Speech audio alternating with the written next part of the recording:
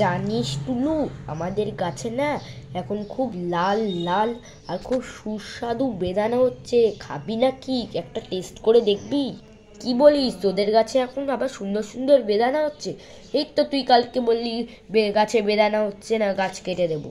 সেটা তো আমি এমনি বলেছিলাম না, গাছের পেছন দিকে আরো দুখানা বেদানা হয়েছিল। একটা আমি গাছে রেখে দিয়েছি আর একটা আমি টেস্ট করে দেখেছি, কি সুস্বাদু রে, আর কি লাল টক রে। আমার জিভটা না খেয়ে পুরো লাল হয়ে গেছিল। খাবি তুই? খেলে বল, তোকে আমি ছিঁড়ে দিচ্ছি। হ্যাঁ, সে টেস্ট করে দেখতেই পারি। তা চল, তুই আমাকে পেরে দিবি, কিন্তু তোকে একটা কাজ করতে হবে। সেই কাজটা যদি তুই না করতে পারিস তাহলে আর তুই খেতে পারবি না। কি কাজ বল?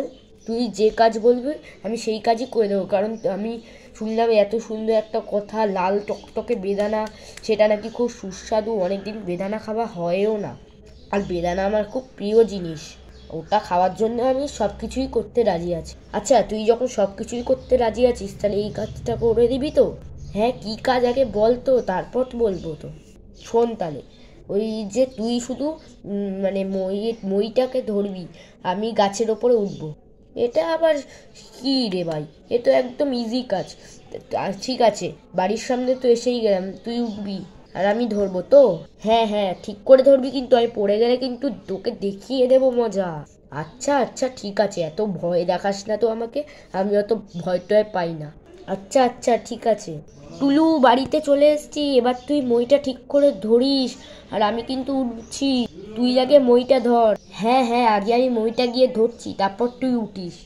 ঠিক আছে? হ্যাঁ হ্যাঁ, তাই বরং ভালো হবে। তুই যদি আগে থেকে মানে করিস, ধরে রাখিস, তাহলে আমি তোর ধরার স্টাইলটা বুঝে যাব যে কেমন, সেই বুঝেই আমি গাছে উঠবো। হ্যাঁ হ্যাঁ ঠিক আছে। তা তুই মই যখন ধরেছিস আমি উঠছি। হ্যাঁ, ও তোর কোনো চিন্তা নেই। আরে বাউ! কিছুক্ষণ পর কেলটুর যখন বেদানা পাড়া হয়ে গেল। আরে টুলু, আমার বেদানা পাড়া হয়ে গেছে, আমি নামছি। কেলটু, তুই তাড়াতাড়ি নাম, আমার হাতটা খুব ব্যথা করছে, আমি আর মইটা ধরে রাখতে পারছি না। আরে এই তো নামছি নামছি। আরে কি করছিস? পড়ে গেলাম পড়ে গেলাম।